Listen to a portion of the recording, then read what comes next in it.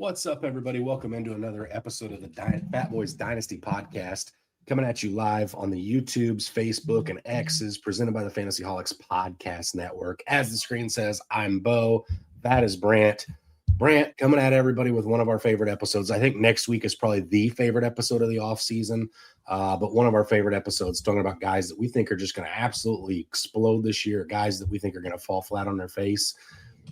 Definitely getting close. We had some guys, veterans reported today for the Panthers and the Cardinals. Definitely getting close to getting some daily content, some daily news in the fantasy world. Redraft leagues are going to be kicking it up here shortly. We're still in a couple leagues that haven't done their rookie drafts yet. We got, our main home league. We all get together in August and do our rookie drafts. We're going to be getting some, rookie updates and training camps and things. It's about to be news galore moving forward.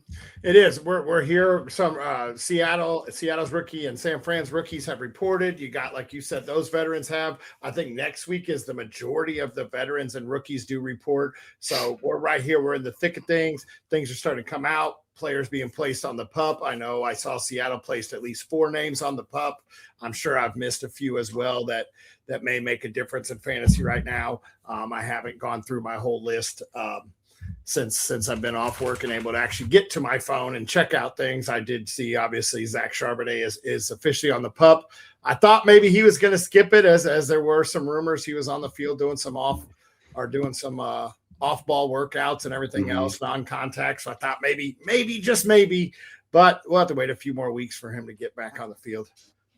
Which the thing with the PUP too is I believe there's a deadline that they have to come off of that before the season, because I know Nick Iamari or whatever however you want to pronounce that for you guys, your safety, they're still saying they expect him to be on the field week 1 for you guys. So yeah, his was ankle cleanup. I saw. Yeah. So there is still some time. Guys getting placed on the PUP isn't the end of the world. It doesn't mean a whole lot right now. It just means they're not performing at this current moment. So we'll see how those things go as the season and preseason starts to contribute. But man, today, Brant, weather felt, we were treated to a nice day of high of 75 here after, touching 108 heat index the last 10, 15 days in a row. And it kind of almost felt like a crisp fall morning. It was like, where's the countdown timer at? Right. Where's the where's the dun dun dun dun?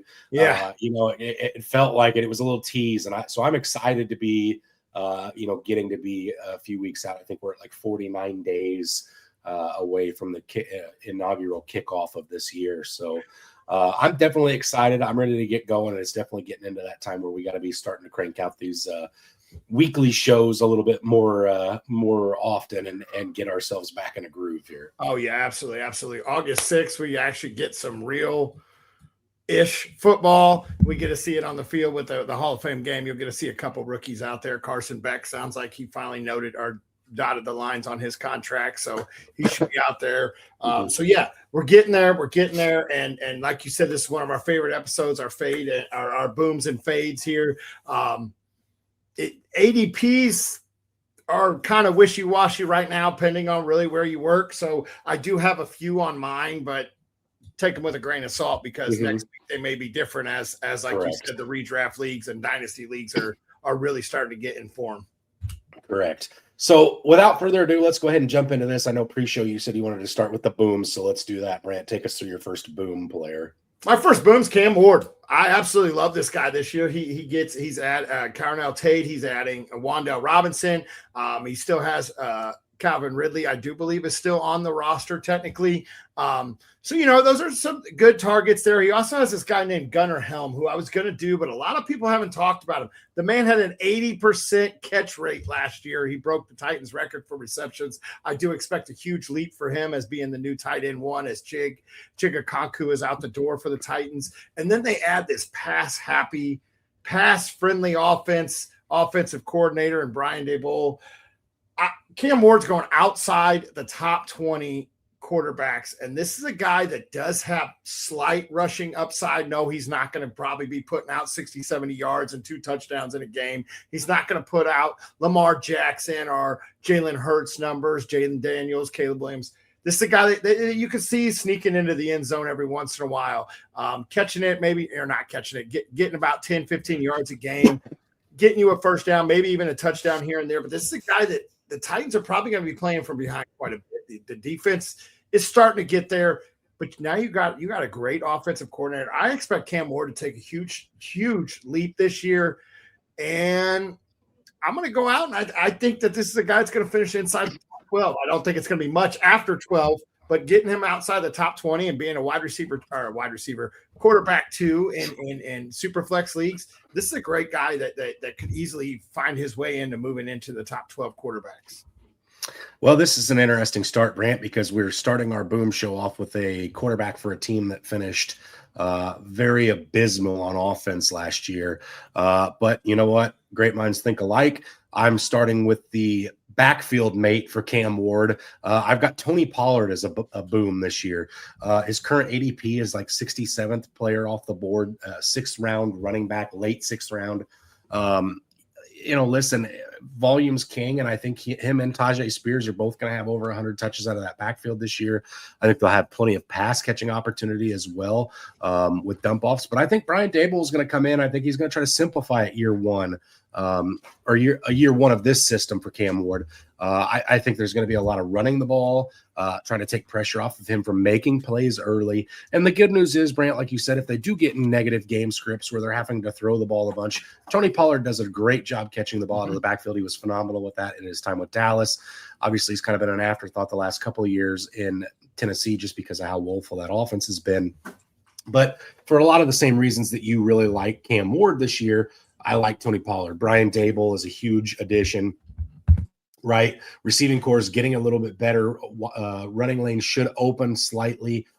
There's just a lot going positive for that Tennessee Titans team. There's still a long way to go. This is no way, shape, or form me planting a flag saying Tennessee Titans offense to the moon. I just think there's plenty of value at the current ADP, especially if you're one of those guys who likes to do startup drafts. And you like to go through the first 3 or 4 rounds, snagging just bona fide stud wide receivers and kind of go in that zero running back room where you start picking them up in the 5th, 6th round. Tony Pollard could be a guy that, I'm not going to go as crazy as you and say, RB1 status for Tony Pollard, but it certainly wouldn't shock me at all to see him in and around number 20, which is great value for where you're getting him at in the 67th overall player off the board. So 2 Tennessee Titans to start the Boomer Bust show. Who'd have thunk it? Yeah. And it's a lot harder to get into that RB1 conversation than it is into the quarterback 1 conversation. Just about 6 rushing touchdowns could probably get you in the quarterback 1 touch around there. What if so you brought up the fact of what if you like to stack those amazing, top tier wide receivers early in the draft? What if you go hero RB and you just draft all these great wide running backs right off the rip? What if I told you can get a wide receiver 1 as the 28th wide receiver off the board?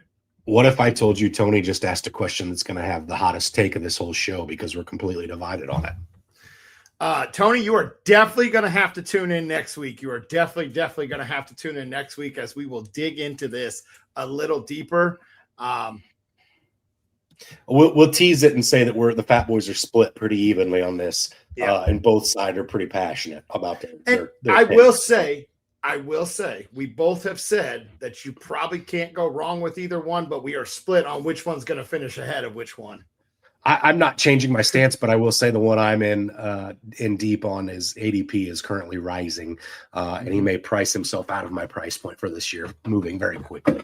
So back to mine. What if I told you can get a wide receiver 1? I absolutely love that question, by the way, Tony. I love it. You just want to tease right into that next week. You're going to have to tune in next week because we will.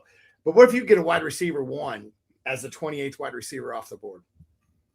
How about Indianapolis Colts Alec Pierce going as the 28th wide receiver off the board? I know he's probably not the number 1 target getter. He's not going to be the number 1 ball carrier either. Obviously, Taylor will. He missed 2 games last year. His quarterback missed 5, I think it was 4 or 5 games. And he still finished as wide receiver 20. I'm sorry. He finished as wide receiver 28. He's going outside the top 30 wide receivers. I apologize. I misread my own writing here. Sometimes when I do my chicken scratch, it gets all confusing for me. So he's going outside the top 30 wideouts. He finished as wide receiver 28. He's going to get Daniel Jones back. The defense is serviceable, but this is a great offense that when they're moving the ball, and Daniel Jones made it a lot more fun. I do like Josh Downs this year, but Alec Pierce going outside of wide receiver 2 range, and he's going to be wide receiver 1 on his team. I absolutely love this. This is a smash for me to dominate this ADP because, like I said, he missed 2 games, still finished as wide receiver 28. His quarterback missed 5 games. He had limp noodle arm Phillip Rivers throwing it to him for that time. Alec Pierce is going to be a value pick that a lot of people are going to be talking about on their playoff teams because you're getting him in your flex range. This is a guy that I feel like he should easily finish inside wide receiver 2 range. Yeah, and not to mention, Brant, the biggest thing is Michael Pittman's out the door, right? Last year he was competing with Michael Pittman, who a lot of people would have still said Michael Pittman was the number 1 on that offense, from the wide receiver position last year, and he still had a wide receiver 28. So without that target share, going to Michael Pittman, it can only get better for Alec Pierce. I will say right now, maybe I just haven't got myself swayed that far over yet.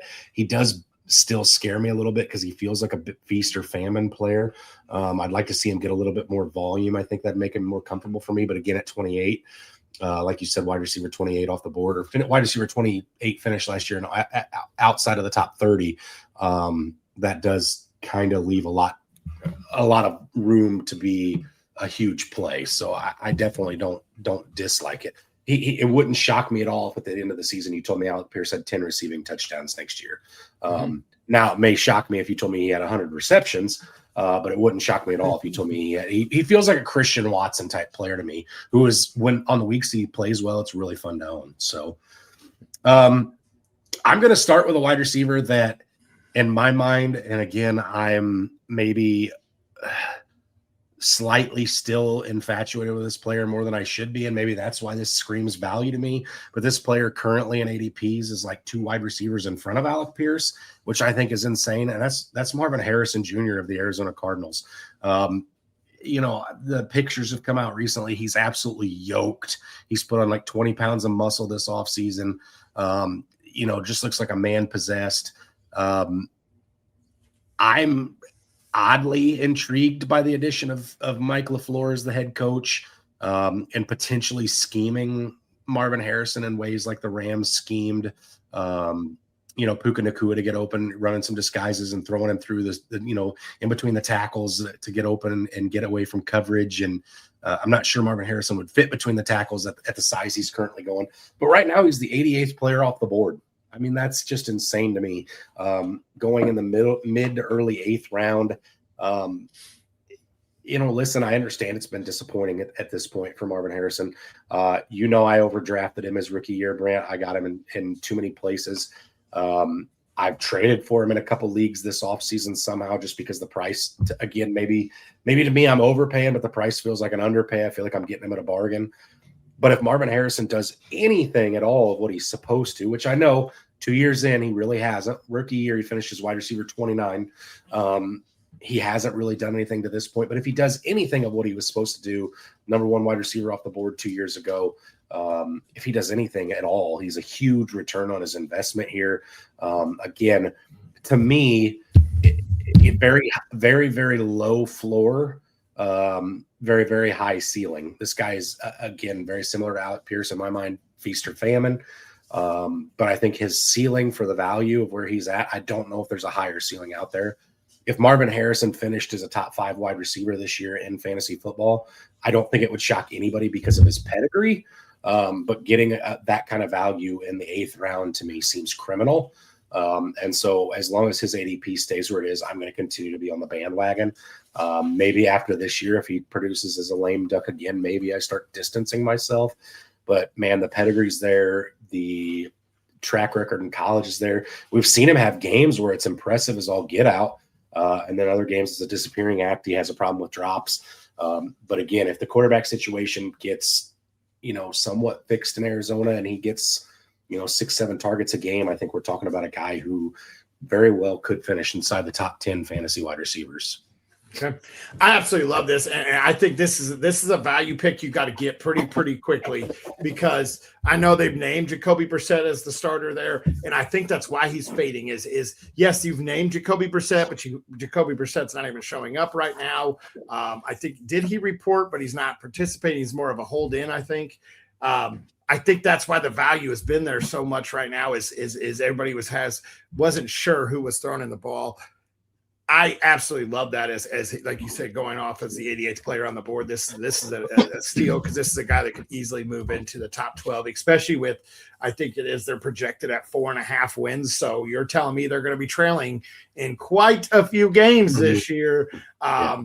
And I do know he'll draw the number one corner, and he'll draw, schemes of coverage against him, but I still think that he's a guy that's going to get plenty of volume. And as you alluded to earlier, volume is key.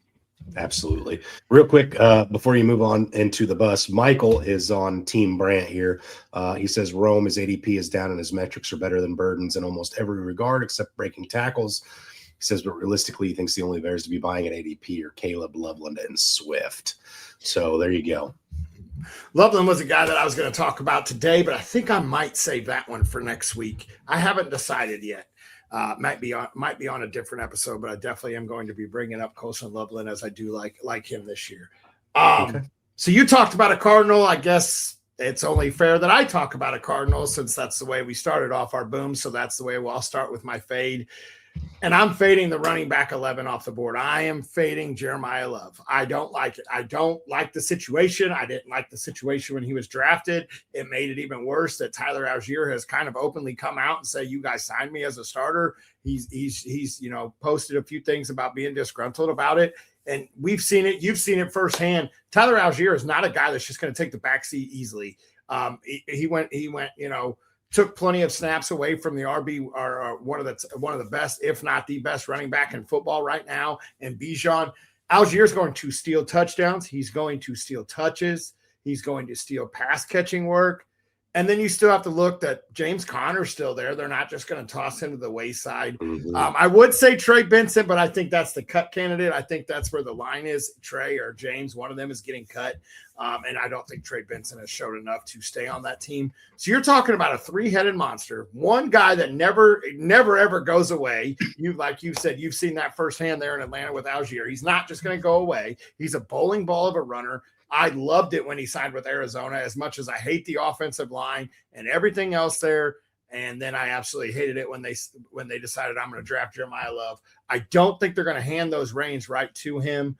That line is bad. They're going to be a negative game script, so they're going to want a better pass blocking back there. And I think that would be Algier. Maybe even James Conner might be a better pass blocking back than Love. I don't see how he finishes inside the RB1 numbers there. I do think volume could be there, but I think they're going to get out of games too quick, and they're going to start to fade him. And I'm sorry, we've seen Algier do it too much to just fade away, and I don't see how he's going to maintain it, because I don't think he's at Bijan Robinson's level, so he's not going to be able to put up video game numbers like that. I'm fading Jeremiah Love in almost every single redraft here. I don't want to touch him.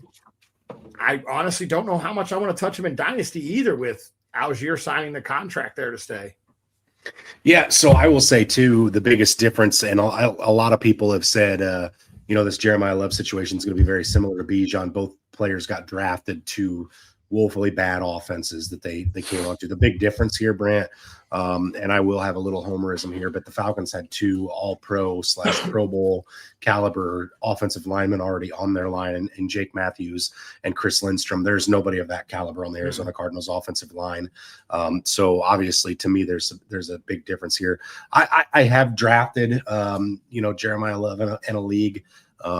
One, just because it was a league where I wanted to differentiate myself a little bit and draft some players differently than where I had others.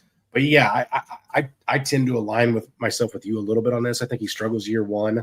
I think the Cardinals team will be better next year, because they're probably going to have the number 1 overall pick next year. But yeah, I think Love struggles this year. I think Algier will be a guy that you're going to see salt the games away a lot. They'll try to, protect their asset. long term, and Jeremiah Love, they won't want him taking wear and tear in games that don't mean anything. So yeah, I think I align with you on this one. I think his rookie season is going to be very disappointing to a lot of people. Mm-hmm. Okay. So apparently we're picking on or talking just about the NFC West today, because I'm going to go with my first bust as a running back in the NFC West as well. I'm going Kyren Williams. I feel like every year for the last 3 years, Brant, one of you and I have chosen this one, and we've gotten it wrong, admittedly so. But I have him as a bust this year. He's going as the first player in the third round, 25th overall player off the board. And my bust has less to do with him than it does with his backfield mate in Blake Corum. If you look at the last couple of years since Corum was drafted, slowly he has started taking over as the goal line back. The usage for Blake Corum has gotten better all 3 years, or going into this year in the league. And it would not shock me at all if this backfield does become a true 50-50 split this year. I have started, I don't think I'll let him be my guy necessarily, but Blake Corum has been a guy for me that I think I've tried to acquire cheap this year, because I think Blake Corum eats into that load enough that he's a standby or a standalone type of fantasy player, but I think it's enough that it knocks Kyren Williams down as well. Again, 145 rushing attempts last year for Blake Corum, 58 his rookie year, 6 touchdowns last year for Blake Corum, and then he's also catching a few passes, not a lot, but a few passes. So he's genuinely starting to eat into that game load a little bit from Kyren Williams. And if you look at his snap counts last year, they were sitting in the 30% pretty regularly all season. So again, as the season progresses, I think Kyren Williams probably touches the ball a little bit less, because again, I do think it's Super Bowl or bust for these Los Angeles Rams. I think they're going to try to keep their players healthy for crunch time. I think you'll see, Puka be used a little bit more sparingly this year potentially, but I think Blake Corum ends up playing fantasy crasher, if you will. And I think he eats into Kyren Williams enough that at the third or first player in the third round, 25th overall player off the board, what could be your RB1, it scares the hell out of me. I don't want him at that ADP. Yeah, I think they are definitely going to use the I'm going to call it the Seattle approach, is where they are going to savor their best asset for the playoffs. So he's not going to help you as much in fantasy. So yeah, I could see that they started doing it a lot more last year with, what did you say, 145 carries for him and 6 touchdowns. Those goal line situations, they're going to roll out Blake Corum to make sure that they do protect that asset of Kyren Williams for the Super Bowl or bust run. I absolutely love what the Rams have done for fantasy with Puka and the way they built that team this year as well. It's going to be scary to watch twice against my Seahawks. But yeah, as you alluded to, Blake Corum is a guy that I'm buying this year, because I think him stealing touchdowns and everything, I think he's a guy that you can almost steal in a lot of drafts. I'd like to see where he is actually getting drafted at.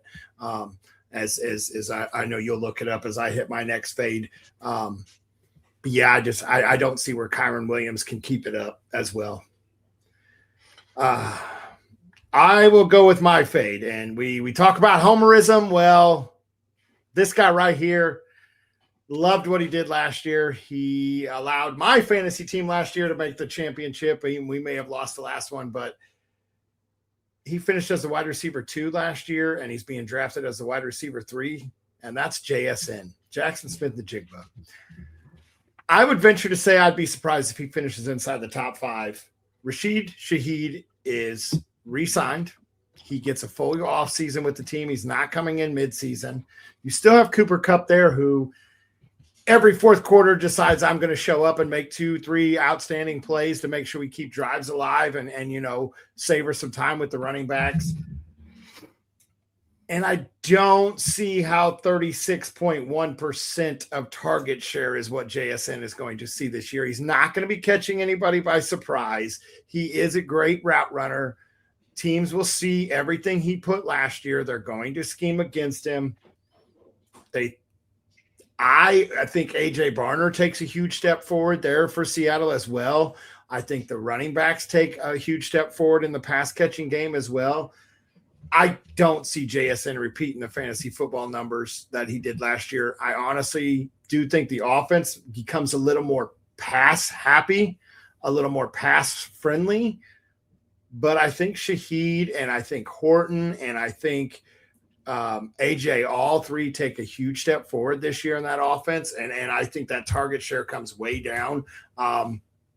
So I'd venture to say I don't know if JSN finishes inside the top 5 this year, as I think we're going to see a few more receivers step up this year. I think Puka and Jamar are guaranteed in those top 5 spots. The other 3 are up, and I'd venture to say I could probably come up with 3 more names that would be ahead of JSN this year. Yeah, I told you pre-show when we were kind of comparing notes a little bit that I almost considered doing JSN just for a minute, just because his numbers were so good last year. I just don't see him replicating that. And he's, I think, first of all, I think it'd be criminal to try to sell JSN right now. That's not the advice I'm trying to give, but I think his value is probably the highest it's going to ever be right this minute. His ADP is insane. His value is insane.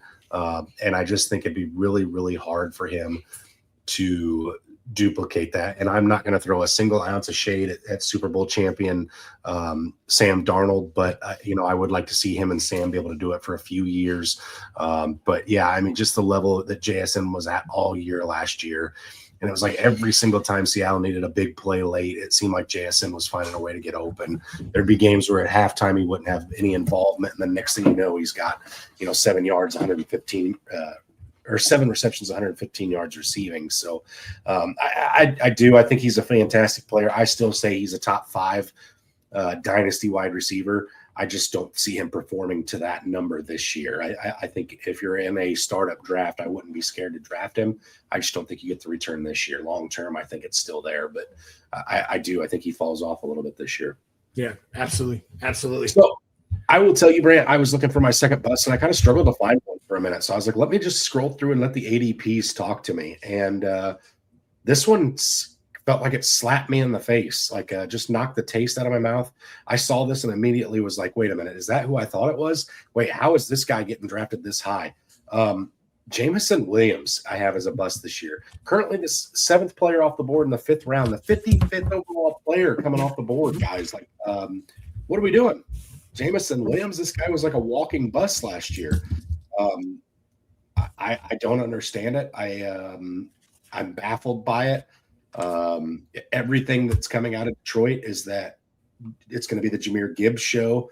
And then after that, I think it's a clear pecking order of Amon-Ra St. Brown by far and away number 1. And I would be shocked if it's not Sam Laporta at 2. Ben Johnson's gone. He's not there anymore. That's why Brant and I are arguing so much over the Bears offense, because that's where Ben Johnson is, right? That's where you want to own somebody at. I do not understand the Jameson Williams hype in the 5th round. I can't get on board with it. It's not something that's intriguing to me. He feels very similar, in my opinion, to what we talked about with Alec Pierce, with the exception of there's no Amon-Ra St. Brown for Alec Pierce. I feel like Jameson Williams is the type of guy that's got 3 receptions, and they're either 3 receptions for 19 yards or 3 receptions for 119 and 2 touchdowns. And there's just no in between for Jameson. I don't understand the hype. I don't see it. To me, this ADP feels high. I think I'd be scoffing at it if it would have told me it was the 66th player off the board instead of the 55th. I think he's somewhere in the range of 70. Maybe I'm comfortable taking a throw on him there at that point. I know you're a Jameson Williams owner, Brant, so maybe you feel differently than I do. But I'm not there this year. I just cannot get on board with Jameson Williams that early. To me, it feels like the deck stacked against him to perform anywhere near that volume or that value. And I just feel like a return on investment is going to be terrible there.